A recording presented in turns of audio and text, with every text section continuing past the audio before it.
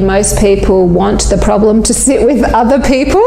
Like, if only I could make them do this, or if only I could get them to do that. It's like, okay, so actually we have to start with you, and if you have a problem with your team, it's probably going to be because of how you're managing them, or mentoring them, or leading them, or coaching them, not because of who they are.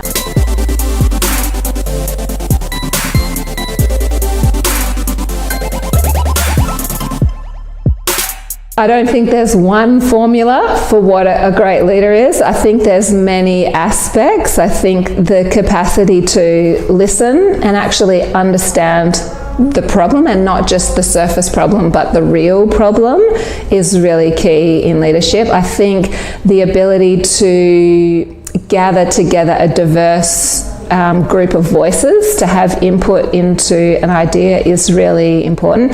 I think not having the ability to think flexibly about what your leadership style should be, dependent on who you're leading, what the situation is, what your skills are, what their skills are, they're all aspects that are really, really important to great leadership. If we're in this role of training the leaders, it's about helping them understand what they're doing and who they are and what their natural leadership style is, and then really allowing them the space to be experimental with different types of leadership styles, and encouraging them to try things out and bring vulnerability to the table and not have to have the answers. And there's a real strength in saying to your team, hey, I don't have the answers here, but I'm willing to go look for them, and I'm willing to help you look for them. And that really gives them permission to then not have the answers either, but to go on a hunt. We're getting away from one size fits all kind of thing. How do you see things going? Do you see everybody's going to be asked to be a leader in the future? I think everyone already is asked to be a leader, to be honest, whether they choose to step into that role or not. But I think that when we move away from leadership being something that you're designated or given or asked to do, and move towards the way that you move through the world being an opportunity to be a leader, then everyone's playing a role. You're in the leadership business for so long. Tell us a little bit about the challenges that when you're coaching someone, the challenges most people are facing. Well, I think fundamentally most people want the problem to sit with other people.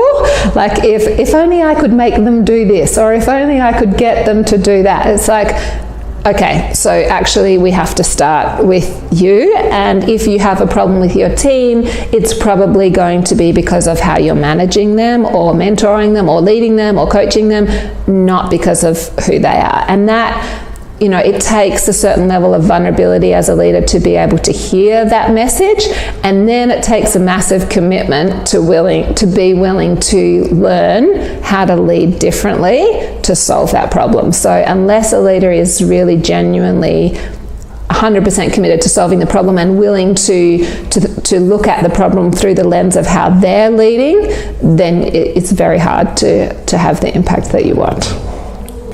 Elaborate a little bit about vulnerability. Okay, so you have a specific question related to it? In terms of a leader, yeah, should be vulnerable to himself and to others. Yeah. How does that plays out in the field?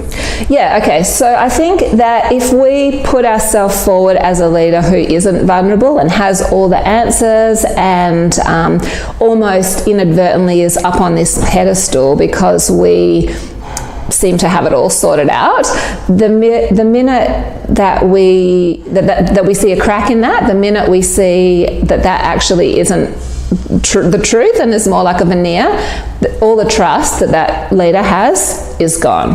Whereas if we can be authentically, ourselves and honest and say, yes, these are my strengths, these are the things I too have challenges with, but that's okay, that's not stopping me, that's actually, I just know that I need to build a team of people around me who have those skills.